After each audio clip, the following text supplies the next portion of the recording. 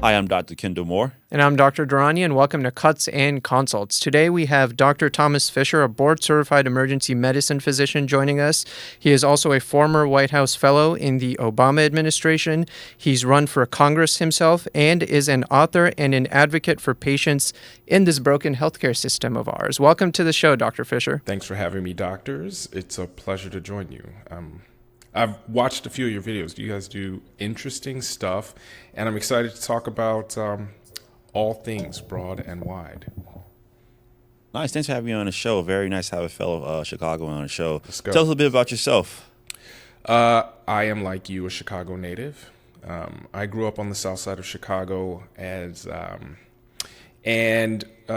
practiced in the same community where I grew up in. I grew up in Hyde Park. I went to Kenwood.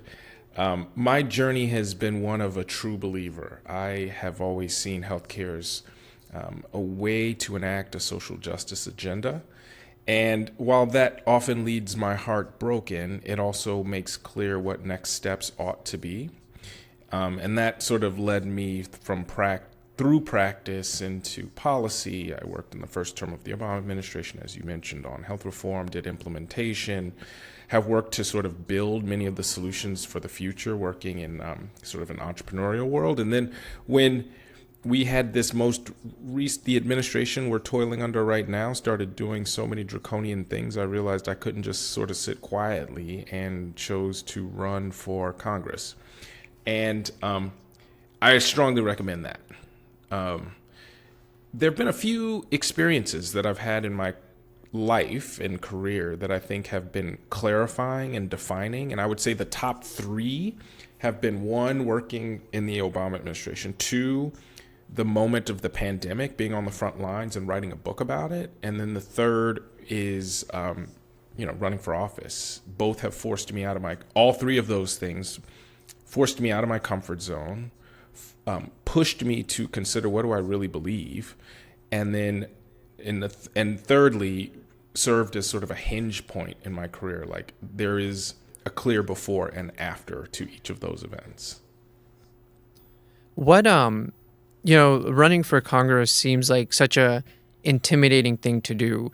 And I think you ask most people and they have like no idea how to start or how they would. What, for you personally, what did that look like? Is it like going to Google and asking it? Is it going to the local county party? Is it what do like the tangible steps of that look like? Yeah, I also saw it as daunting.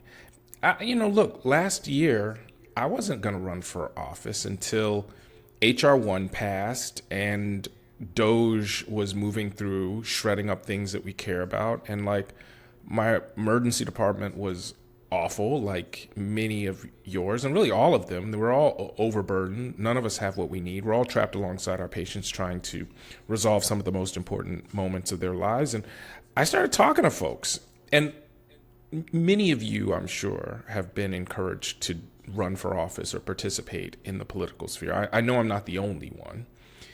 But in that moment, I realized I had the capacity, and I started to talk to more and more people who not only encouraged me, but also had talked to this other person. And then I started to realize the other doctors who I knew who had run before, or nurses who had run before. And I spoke to them specifically, not just about their experiences and what to expect, but also what were the first few things to do. So I would say the first step is talking to people who have run and understand what they've done and how to do it.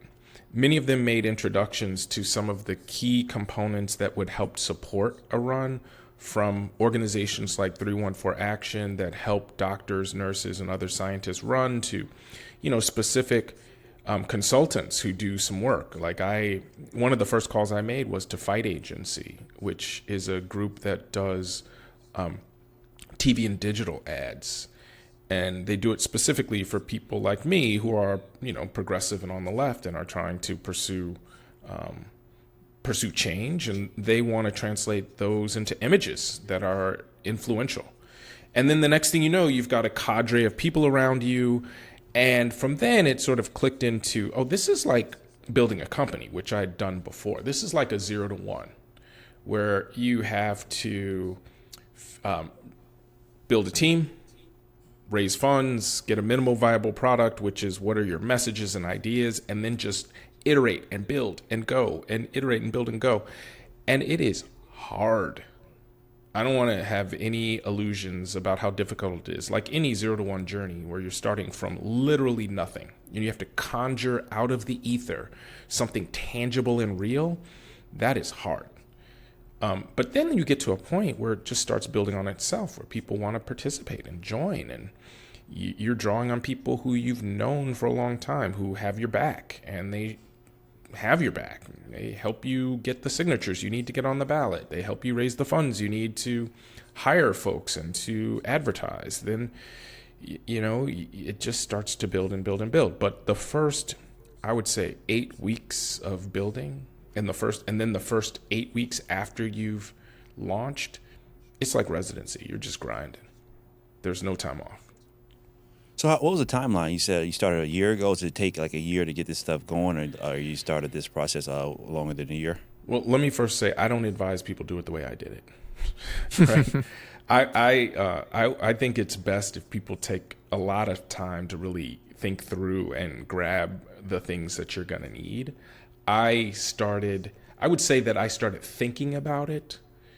When did HR pass? Last May, something like that. And then I started really picking up speed and having meaningful conversations that led to building in late June.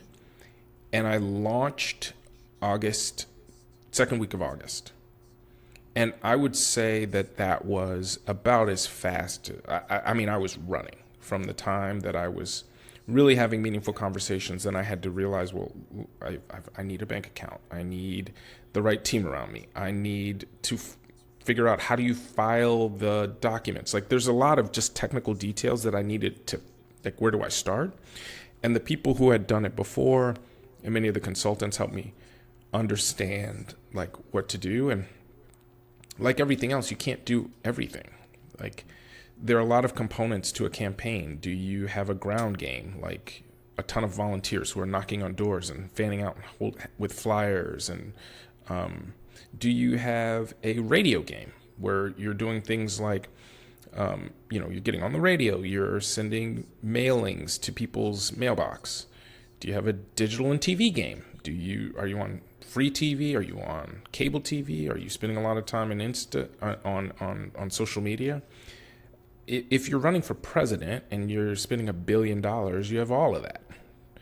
But in Congress, you have to make choices around how you spend your time and how you spend your money because you don't have it all.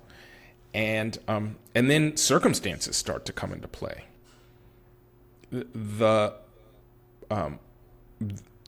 people who have been politicians in the past, who have run for elected office before, already have a lot of name recognition because they've been on a ballot and they've faced voters before. Somebody like me, who has never run before, if you haven't read my book or been my patient, you never heard of me. And so there's a steep curve to figuring out how do I get in front of, the voters. Every single district in the country has 781,000 voters or people in them. We don't, the number of voters varied by a lot of, across a lot of domains. But you got to get in front of a lot of them, maybe hundreds of thousands of them. So then enough of them choose you on election day. That's work, man. You got to be out here shaking hands. You got to go to all the debates. You got to figure out how you're going to spend your money in order to ensure that more people see you.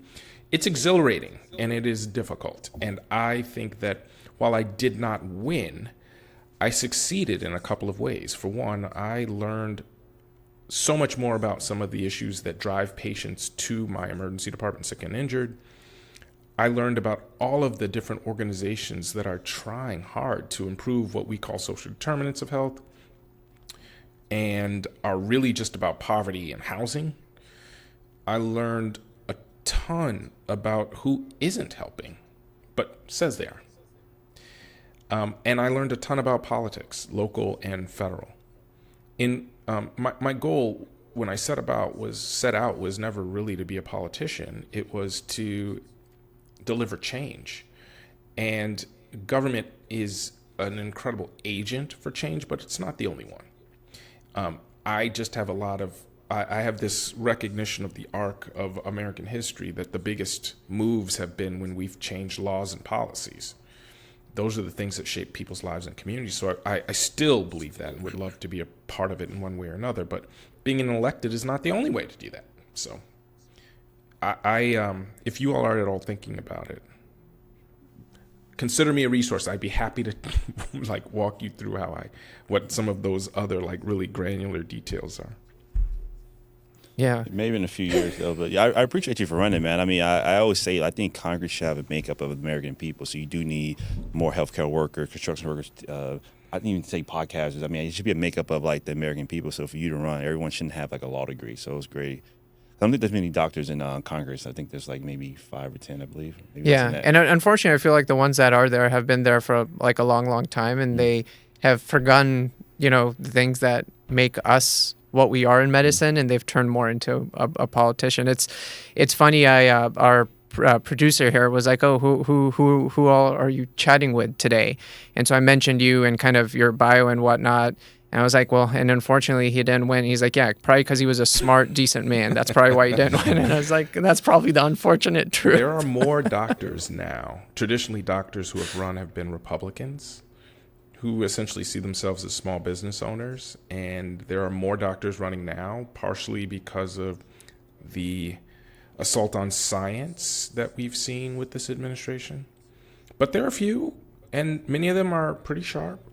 I think I agree with you. I think we need more regular people in power. I mean, traditionally, like Thomas Jefferson was like, elected office should be regular people who go, serve, and then go back, right? It's not just that it's just lawyers. It's that, like you mentioned, people stay there forever. They turn it into a career.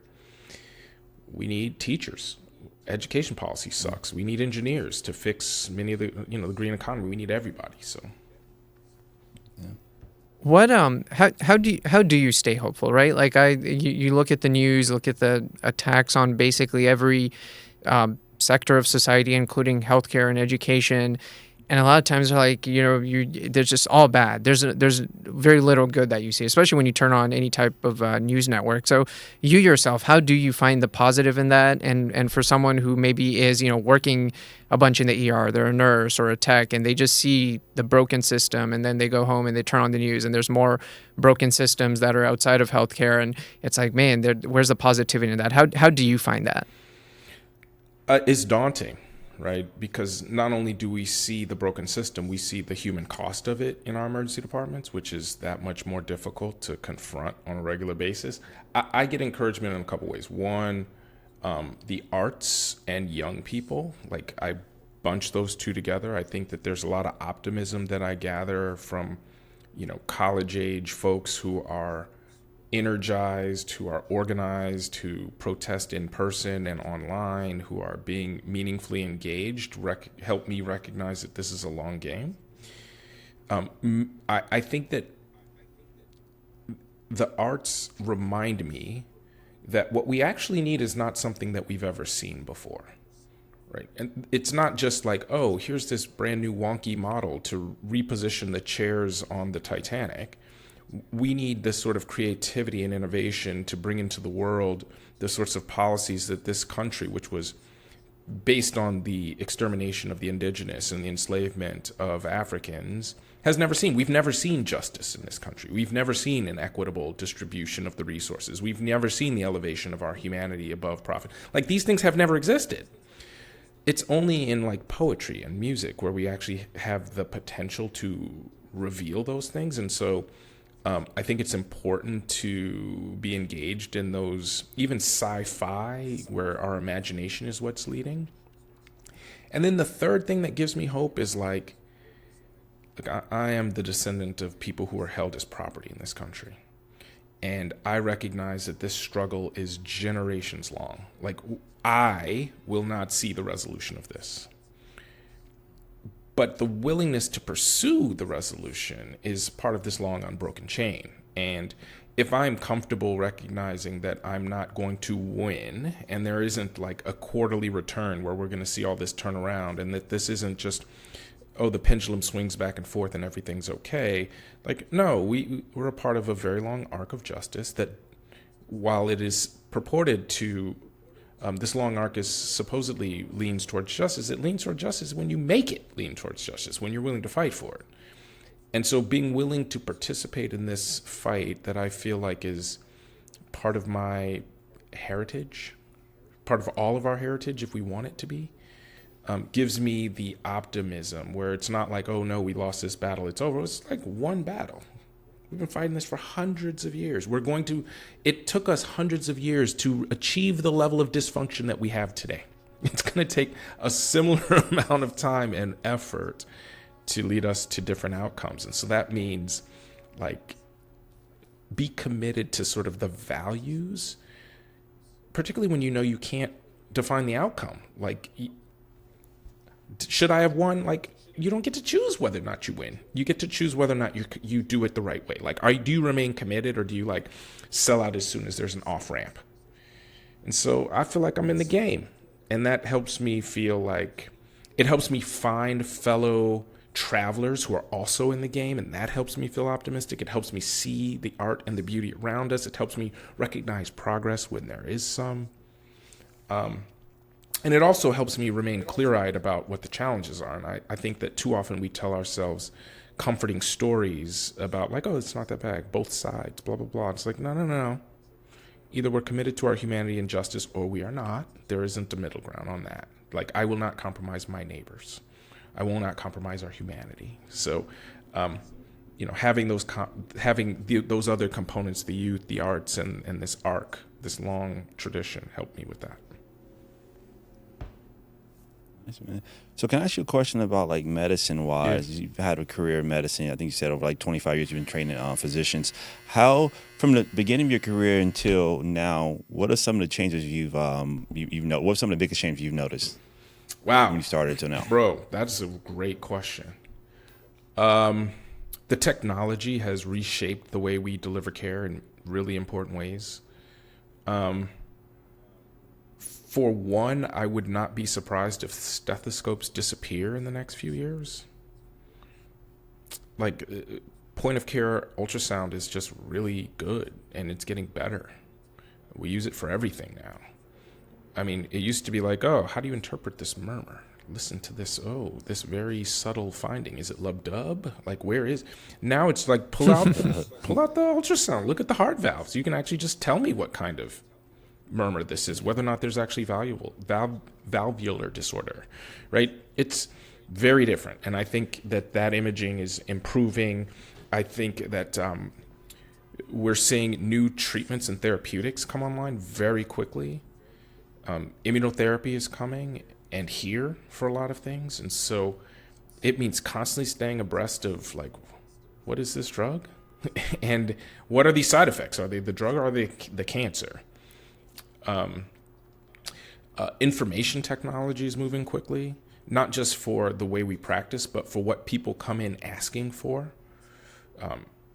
AI has supercharged people's insights, both in and out of practice. And sometimes it's, helpful. Like, there's some summaries that I get through my Epic chat that are completely useless and don't reflect the way physicians think. But, sometimes you can add to differentials in ways that are helpful and thoughtful. And I think that that's going to change as well. So that technical component is a big difference. I think another component is the physicians themselves who are training now are different than the ones who were training in the past. What their expectations are, why they're attracted to emergency medicine, what they intend to give to it and get out of it have evolved significantly. Mostly for the better. Like, my first year of training was before work hour restrictions, and I don't think we should go back to that. You kind of mentioned it. I have a friend who he founded this company, and he basically, all three of those things he has in one device. It's like a little round looking thing. I don't know if I've showed it to you. It's basically like a stethoscope, and so you could put it on someone's chest, obviously, and it via Bluetooth can connect to like AirPods if you want to listen to it, but it'll actually record the sound whether you're listening to it or not. and AI will analyze like any murmurs or abnormal sounds or whatnot. It's also Scribe built in, so it records the conversation while you're in the room. It'll help you generate the note, and then it's got a LLM built on top of it where you can kind of be like, hey, I'm thinking of like these 4 differentials. Is there something else I can think of? And that you kind of mentioned all those things. This is crazy where like this tech is going, and this is like we're in like the baby steps of it. So I can't imagine what it's going to be like in 5, 10, 15 years when, you know, these things are actually mature and even better than they are now. Yeah, at some point we're going to differentiate between the sizzle and the steak. And I don't know which is which right now, but it'll clarify over time, because so much of AI right now is hype, right? It's going to take over. It's going to be God. And it's like, no, it's a tool. Humans use tools. We've always used tools. Like, it is not going to replace the empathy. There was an article in JAMA recently that described how no, maybe it was Nature, where it was looking at an AI model and its capacity to diagnose better than ER docs. Did you guys see that?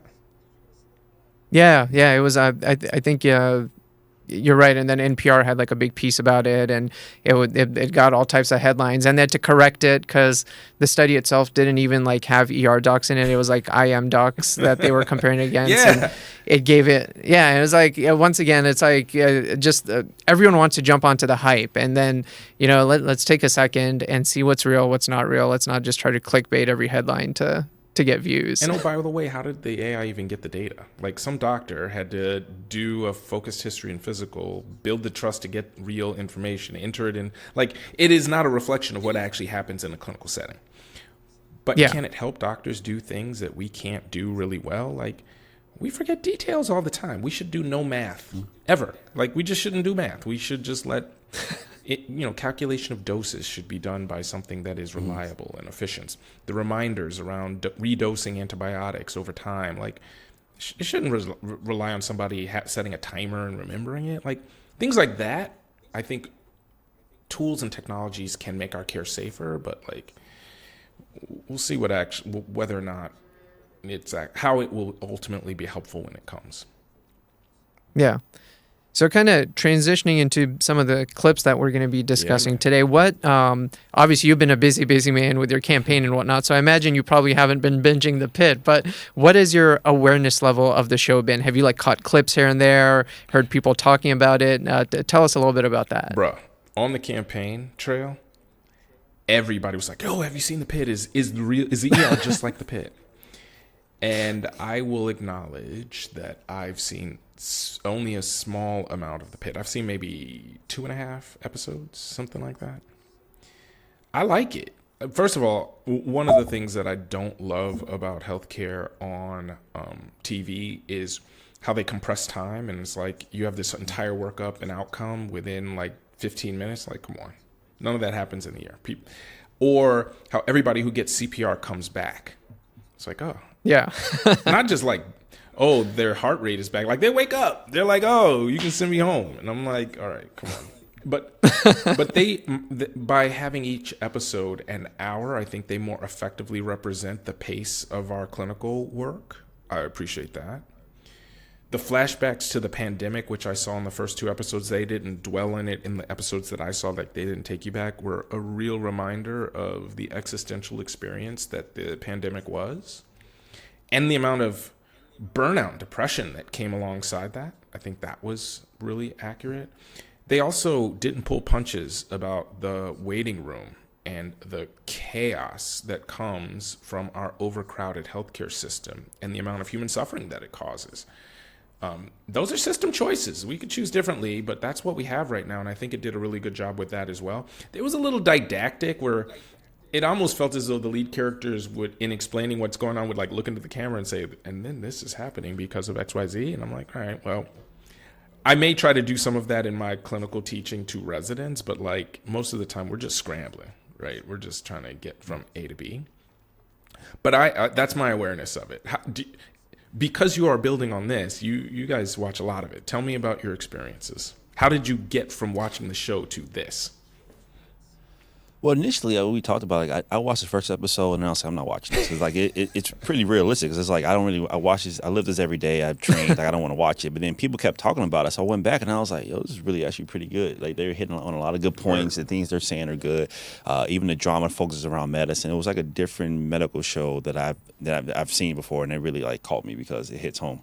Yeah, and it's I as you know, I overpost on social media about public health issues, misinformation, that kind of thing. And sometimes it can be like boring to talk about those things. Not to me, but you know, like the audience may not appreciate it. But I realize that the public love the show. They've kind of grasped onto it. And the show does a really good job of addressing all of those things, right? Like misinformation, where the CDC is at today, ICE in hospitals, all of those things. And I was like, well, we can use that as a bait to like people love the show, they want to talk about it, and then let's actually talk about those things in an in-depth way. And then Kendall and I, we would be like at shift change and he'd bring it up or I'd bring it up and we'd chat about it from time to time, and we're like, well, let's just make it into like a little podcast and see what happens. Nice. I mean, that's how the magic happens. And it's also really wise for you all to say, let's meet people where they are. And where they are is in front of the pit. So meet them there. Yeah. Awesome. Well, let me play this first clip of ours today. That will be your clip. Get over here. I thought you were going to die. Any longer, he might have, so good job. Boy just got his permit last week. Feel like I was living in one of those Fast and the Furious movies. I can't believe Pine Ridge closed. When did that happen? I read about it a few months ago. Medicare spending cuts. Are there any other emergency rooms in the area? Nope. It's going to be a long way to drive for folks out where we live. Mr. House, you'll need to stay here a few hours. Get you tuned up. Yeah, I know the drill. Hey, you know, Mason, if you're hungry, we've got a pretty good... Awesome. Well, that kind of, you know, nails on the head what's happening in rural hospitals and the troubles that those folks are going through. So I'll let you say a few words about that. Yeah, I mean, I think they said Medicare savings cuts or spending cuts, but it's probably the biggest issue is Medicaid spending cuts in rural environments. Yeah. I think it's easy to forget that doctors like you and me, we are essentially public workers. The majority of all of our training was paid for by Medicare. Residents are paid for by Medicare. The majority of the patient care that we deliver is being reimbursed by federal and state dollars. The institutions that we work in, if they are nonprofit, are benefiting from public subsidies. The research that brings the drugs and tools to market was mostly done by NIH dollars. So, you know, we feel like we're part of the private sector, but we're public workers. And I think that sort of helps to drive home that as soon as the public starts to retrench and pull back, this precarious house of cards starts to fall apart. And in particular, it's around Medicaid, which is where most of the rural healthcare dollars come from, and also in, you know, most cities. You know, most kids are on Medicaid. Almost all of them, many of them are delivered on Medicaid. And it is there that we're seeing the majority of these cuts right now. And it is really a precarious time for our healthcare system. Medicaid, in many ways, is better insurance than Medicare. There's no deductible. There's first dollar coverage. It covers things like eyeglasses and hearing aids and nursing homes, none of which are covered by Medicare. And in that way, it serves as our safety net system for those who are low income but working. Like, it's almost everybody on Medicaid is working. And so now that they have things like redetermination and work requirements being implemented, a lot of people are going to get kicked off. And I don't think there's, for no real upside, right? The only way Medicaid saves money in this process is if people who need care, who otherwise would have gotten care, now don't get it. That's human suffering, right? Sick and hurt people who don't get the care that they need, like I'm against it. So I am glad. I think that they probably were just a little bit like, had they said, well, Medicaid cuts, which I really think is what's both coming down the pipe. We have a lot to figure out around it. And the last thing I'll say about that is when they implemented those in HR 1, they knew it would be historically unpopular. And so they backdated them until 2027 after the midterms, Because if people were getting kicked off of health insurance and their hospitals were closing right before the midterms, they knew they would all get voted out. So we've got 7 months. Yeah, I don't think people know that. Yeah. Is there anything? Obviously, HR1's passed, and midterms are coming up. Voting is very, very important. Is there any way to stop or make the pain less painful in 2027 and 2028? What are like tangible things that physicians, advocates, folks in our place, other than voting this November, what can we be doing? I think doctors, we leave a lot of we have incredible influence by virtue of the credibility that comes from the work that we do and the training that we've done, and I don't know how well we use it. We work very hard, but we haven't organized in ways that advocate for things like this, and I think we have opportunity to do that. We often, organized medicine often is advocating for more money. For ourselves, we're already kind of rich compared to most Americans.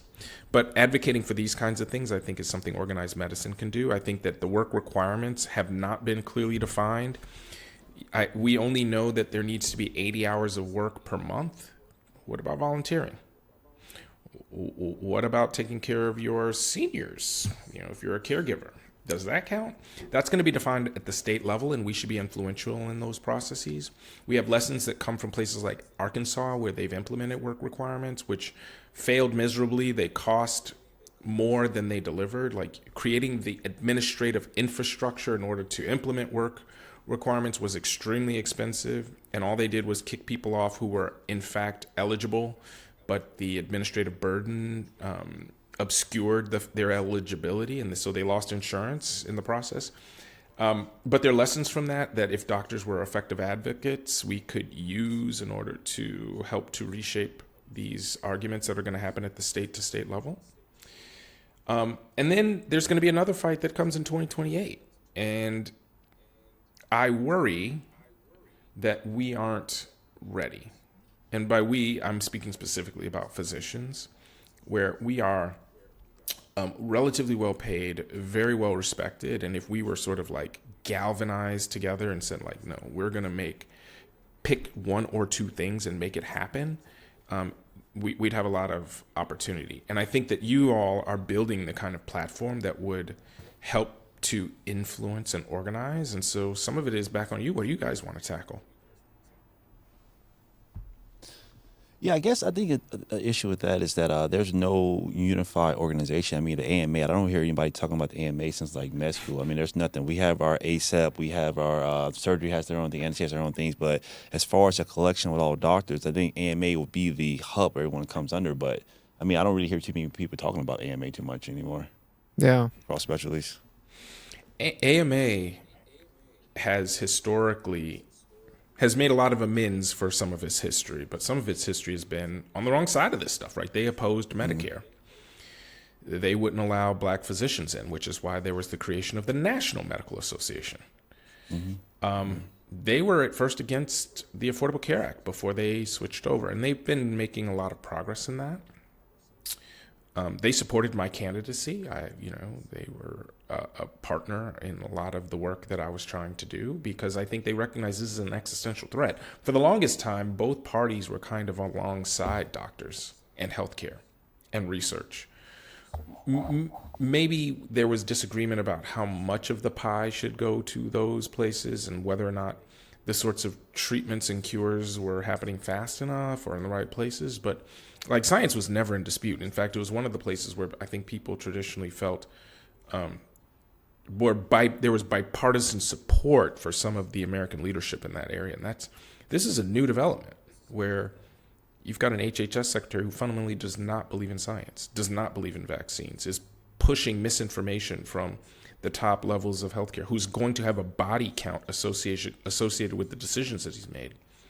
Unleashed measles epidemic in the States. This is new. For doctors to remain on the sidelines in that setting is malpractice. We got work to do. Yeah. What are y'all's thoughts? And I don't know if there's a right or wrong answer to this. When it comes to these national organizations, right? AMA, ASAP, the National Academy of Sciences and whatnot, they, obviously a lot of time they've had the RFKs or Oz's or whatnot speak at their events and whatnot, and their kind of justification is like, obviously we have to work with these organizations. They obviously still run these very powerful tools, Medicare, Medicaid, these things, but at the same time they, are saying very bigoted and sometimes completely anti-scientific things. How do you reconcile that, and how should us as physicians, us as folks working in healthcare, think about that? And how do we engage with those entities, I guess, is my question. Because for me personally, it's very like, this guy said what? Like, I don't want anything to do with him, but at the same time, he's in charge of all these things that we need and rely on and that our patients rely on. So you can't just ignore him and say, hey, I'm just going to like never look at you, talk to you, and never respond to any of your, forms or whatever the case may be. Yeah, it's tough. I don't know if I have great answers here, but here's what I can say. I don't think the problem is giving him a platform. I think the problem is giving him an unopposed platform. Like, there's no way a medical setting should allow for anybody to sit up there and promulgate misinformation. And if they have promulgated misinformation, that should be a platform where you confront them.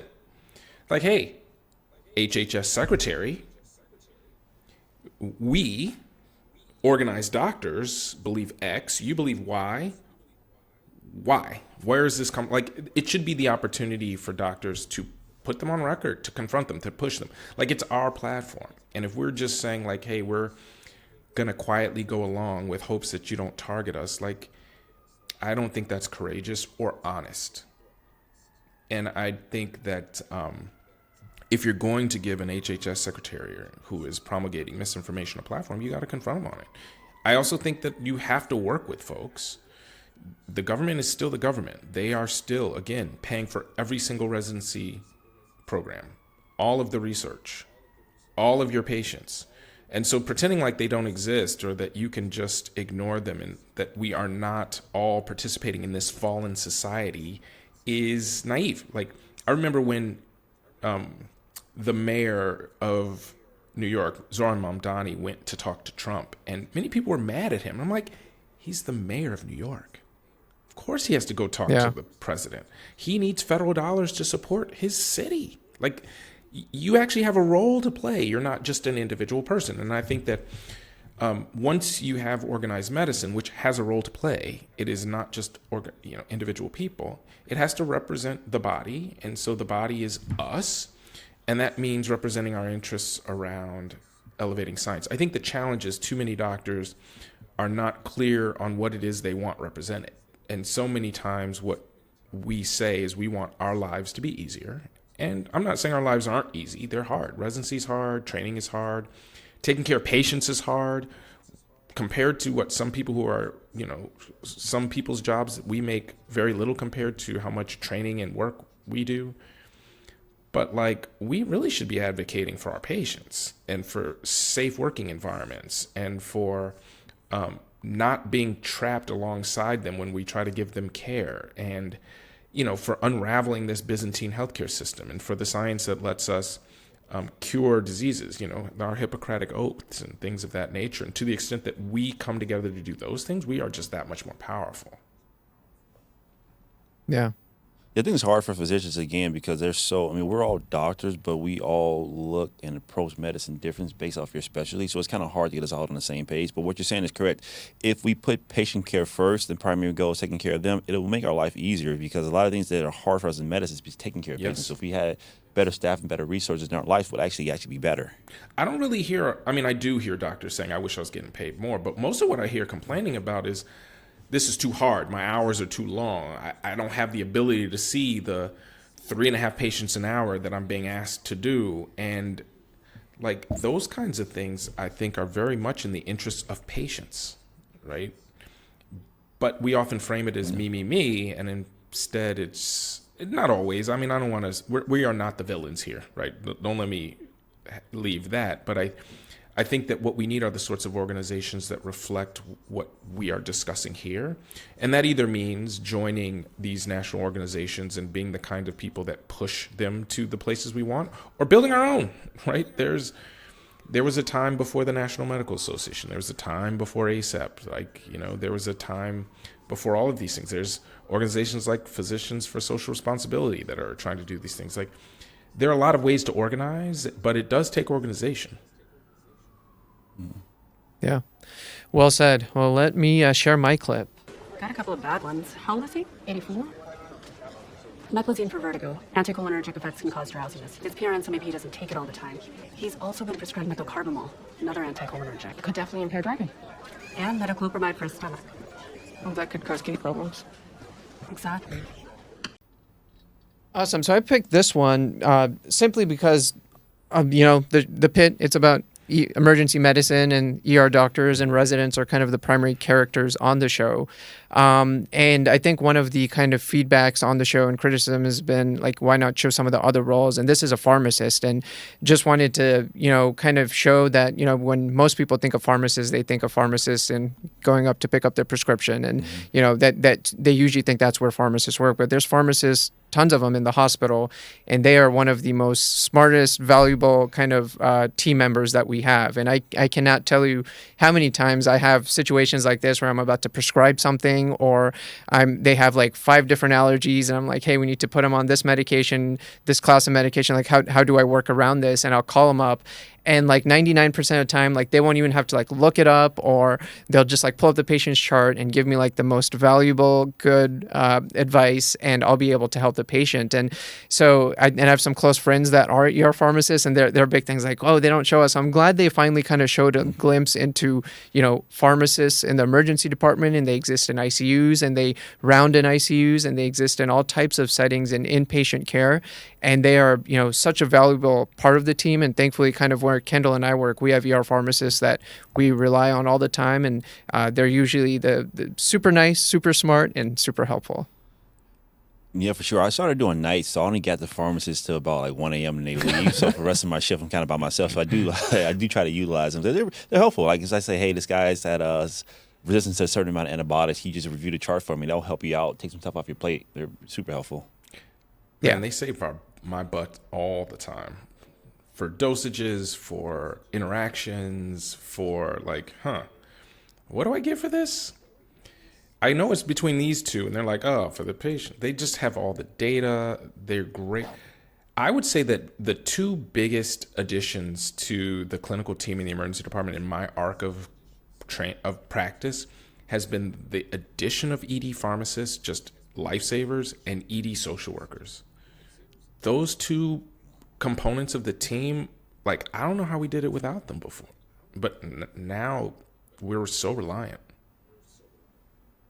Yeah, and they they have like residencies that are geared towards like ICU pharmacists or ER pharmacists and whatnot. So they are like really trained in those settings. And yeah, I agree on the social worker part of it as well. Like, there's so much that we're just not trained in, we're not good at, we don't have the time for as well, just because we're seeing so many patients. And without those critical team members, it just would be impossible.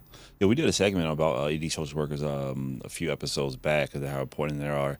Again, I work nights, so I only have the social worker till about like 1 or 2. So, and that's when all that stuff comes in, of course. Yeah. And it's just like, I gotta wait till the morning to see social work most of the time. So I sign a lot of those people out in the morning, pending social work. Yeah, I gotta ask you. So like when Kendall switched to nights, I literally was like, why? Because that is the thing, right? When you work nights, a lot of like those services go away, and you're kind of bare bones. And so in your case, why'd you decide to switch to just only working nights? Lifestyle, man. Just having kids. I go in at night. They have activities at 5, 6 p.m. I can still go to activities. Working days. I mean, working like your shift changes all the time. You don't have a set schedule. Yeah. And so by me doing nights, we start at 9. Most of the time, my kids go to bed at 7 or 8. I can put them down every night. I'm there in the morning before they wake up, and so it just worked out better for my life. How long I'm gonna do it, I'm not sure, but it's been working out so far. Yeah, nights they get harder as you get older, but I also, the thing I like most about nights, and I try to do as few nights as possible, but the best part about it is it gets kind of like quiet. And by quiet, I don't mean the patient flow slows down, although sometimes it can. But like there's less administrator and other drama happening in the emergency department, so you can actually focus more on the patient flow at night. That's true. Yes, less people, less administrator. But also less consoles too around. Yeah, and I think it's like the last episode or second to last episode. I don't know if you're caught up, but like the night crew comes in and they have like their own little chant and their own little kind of thing. And there's no like chants or anything in actual yards that I've been, but the night crew usually is like it's always like the same group of people who usually tends to work the nights, and it's like a closer knit crew in my experience. That like when you see them, they're always like friendly. They're always doing stuff after work versus the day crew, which is usually they leave and they have like stuff to do with their kids or families and whatnot. Whereas these folks, obviously, they still have families and everything, but they drop the kids off at school and whatnot, and then can kind of go for breakfast or whatever the case. Because also too, like I typically do the same day nights, and you kind of set your schedule doing nights most of the time. You're going to be the Wednesday, Thursday, Friday, so you work with the same people. Like, I work with the same like NP or PA all the time. So I've been building up a better relationship with this NP now that I've been working with more so because we work together like, every week almost, as opposed to switching around a lot more. Well, you do miss the social workers and the pharmacists. Yeah, one of the things I like about our pharmacists now is we have a pharmacy in the ED now. So when I'm discharging somebody and I'm like, oh, I don't think this person can afford or will be able to procure X antibiotic, we give it to them right there in the ED. Like that, man, that's really made our care better. It's because we don't have that, man. I use a lot of GoodRx like coupons to try to find things, but even still, sometimes it can be pricey. Yeah. Yeah, and even like it's such a huge problem at one of the locations we work at. We're like, oh, is there a 24-hour pharmacy here? And there's one, but it's kind of far away. And it kind of sucks when it's like a 78-year-old that's probably uncomfortable driving. You're discharging them, and they're like, well, you really need this med tonight. And you're making them drive 20 minutes, and you just kind of feel uneasy about it. You're like, I don't want this person. Like, if they're my family member, I wouldn't want them driving in the middle of the night, kind of 20 minutes away to like a place maybe they haven't been to and whatnot. But yeah, I wish every ER had a pharmacy. That's how it should be. Because there was a clip that we didn't pick for the episode, and there was I think he was talking about it, the med student, forgot his name, Whitaker, and he was surprised how much medication costs. And so it's like, as doctors, we really don't know how much it costs. Sometimes I go to GoodRx and like you can find stuff, and sometimes it's actually cheaper not to use your insurance to get certain medications, which is crazy, I feel like. Yeah, and those prices are going up. I mean, one of the things I said a lot on the campaign was it's easy to point fingers at who is the bad guy. Like it's the hospital administrators, or actually it's the insurance companies, it's pharmaceuticals. Like at some point we have to stop hating the players and just hate the game. The whole thing is broken. Yeah. Awesome. Let me pull up Kendall's clip. You leaving? Yeah, my shift is over and I get paid to be here. Quite literally opposite, in fact. Well, I don't know if you noticed, but we're sort of in disaster mode here still. We put in the extra time if we need it. 62% of VD docs report suffering from burnout. Painfully aware. So maybe all you lunatics need to learn how to set some boundaries. Like me. Well, see you tomorrow, Doc. Good luck in there. Sorry about the mess. Yes. Yeah, man. So I actually really love that clip because like neither one of them are wrong in what they're saying and what they believe. I like this because it touches on like the culture of not just emergency medicine but medicine in general and what kind of leads to our burnouts. And also it shows like this generational differences that people are having, not just in medicine but across like all industries, like what they care about. Like I come from like, the same training as Lane. I trained in the county program. You show up, you work hard. You're probably never gonna leave on time. You're gonna stay late. You don't sign anything out. You finish your work. You don't call off. If we had some call, you bang somebody in, so you never want to bang in your co-resident. If you call off, they get called in. It's like you get shunned for calling off. So you kind of push through a lot of things. And, is that the right way to go about things? I'm not saying it is, but that's kind of how I was trained. It's kind of how, how I'm still trained now today. And you look at choice, the younger generation, they care more about a good work-life balance. If they set boundaries, which is good. They take care of themselves because if you're not taking care of yourself, how can you take care of someone else?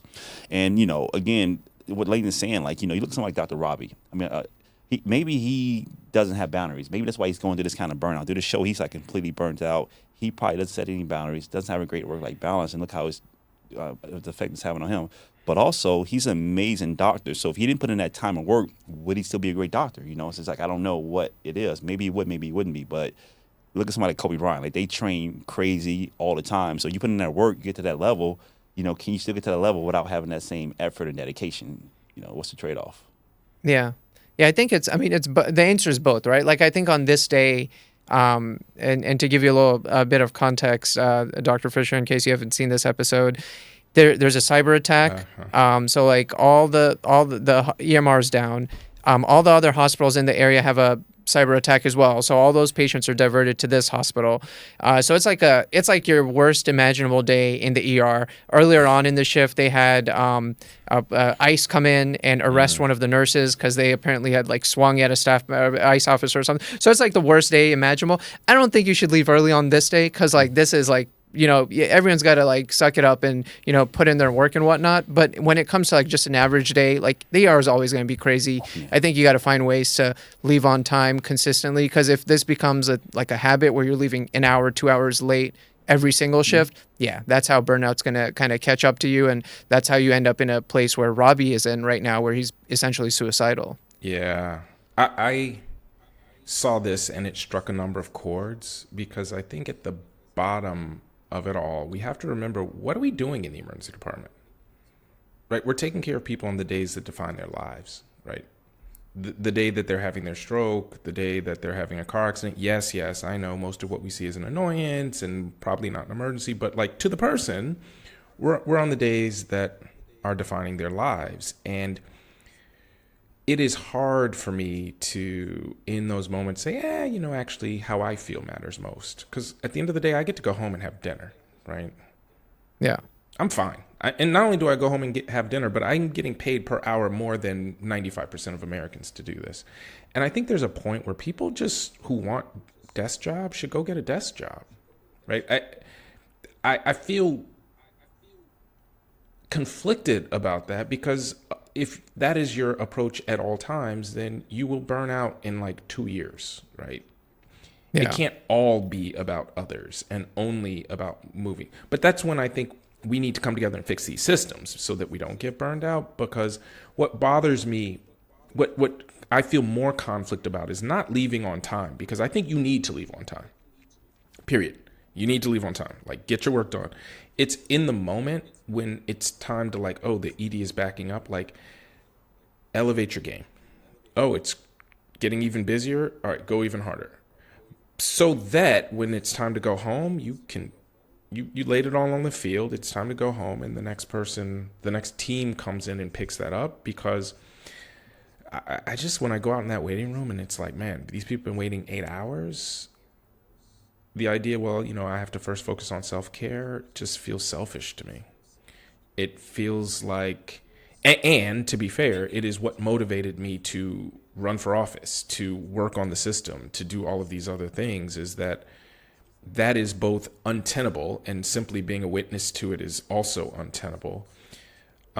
And like to sneer at that kind of human suffering and say, I got to set boundaries around that. You might not be in the right career. Like, it's got to touch you somewhere. Yeah, she's going into pathology. She said earlier she's not messing with ER. She made it known that, hey, I'm doing pathology earlier, so she already knows. A question for you, because we don't do academic medicine, we don't have med students. Yeah. That's your med student. They're leaving. What are you writing on their review? What are you putting down for their review? Look, I haven't. If that were a medical student, I also wouldn't expect them to stay. Yeah. Right. I mean, how medical students are awesome. They're there to learn, right?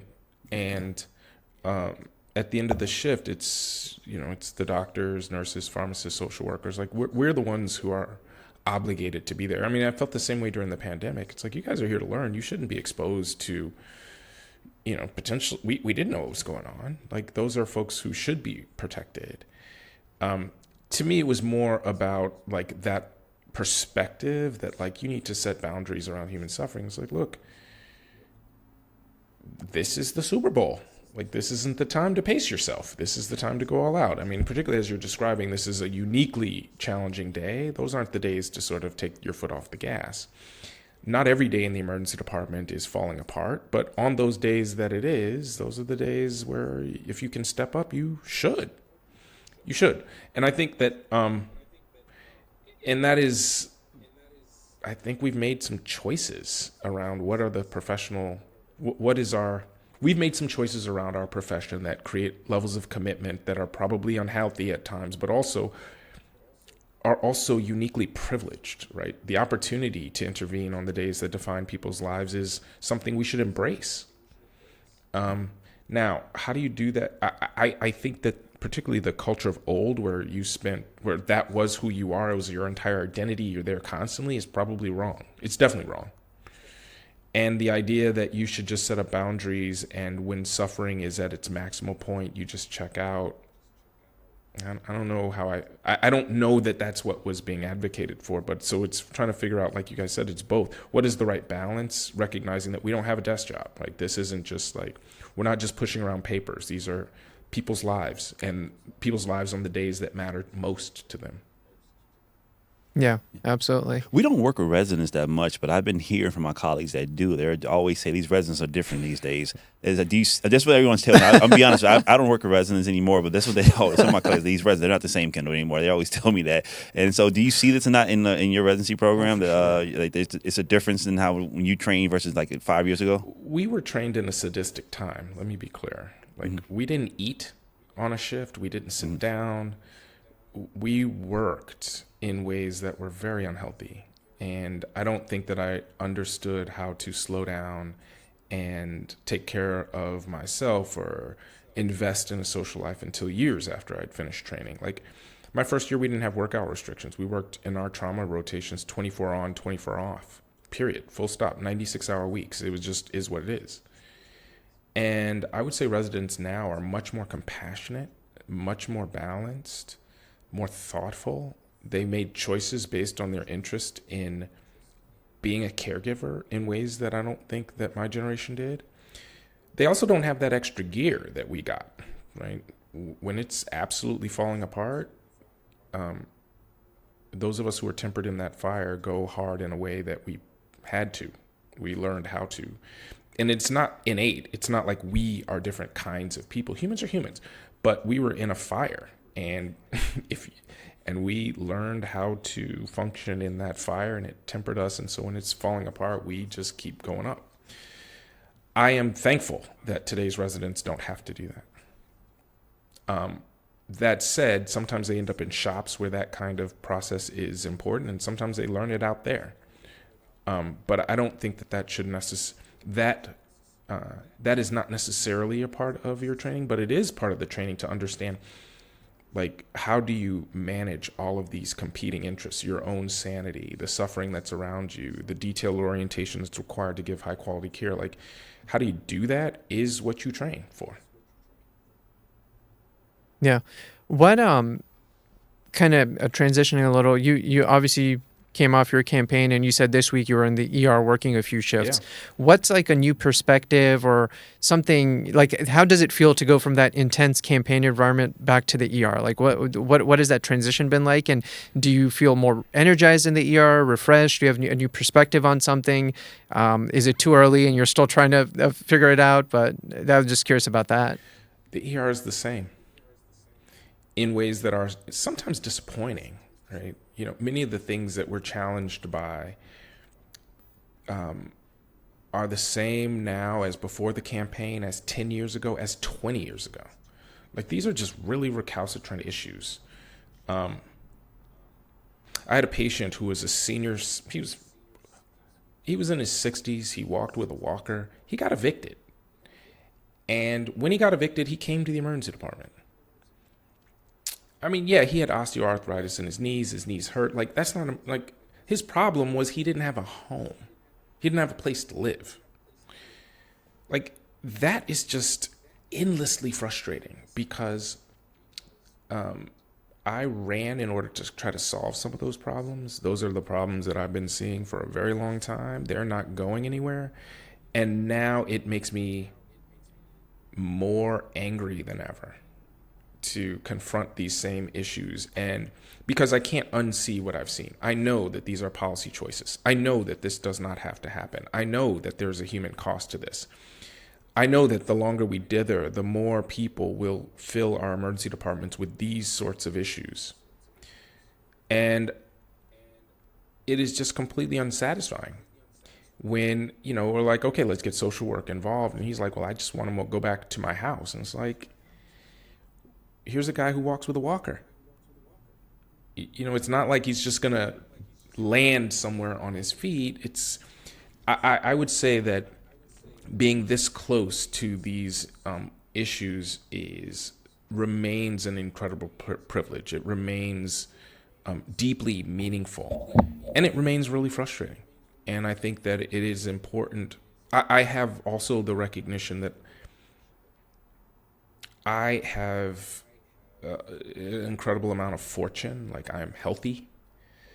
I have the kind of job that pays me in a way that means I'm very far from falling out of a level of comfort. I also think the campaign showed me something else, which is how many people are actually one check away from disaster. Like, in my head, it's always a lot of people who are low income, but it stretches way into the middle class. The number of people who are one check away, if they like total their car, ooh, they got big problems. And now I see that in my patients too. I always have sort of seen it. I definitely saw it in the lowest income people, but now I'm seeing it in the middle class folks in ways that maybe I'm not sure if it is both. I see something different and it's always been there, or society is more precarious now, but I feel very fortunate to have this window into America. Very fortunate. And what it's revealing are things now that I think that I would rather not see sometimes.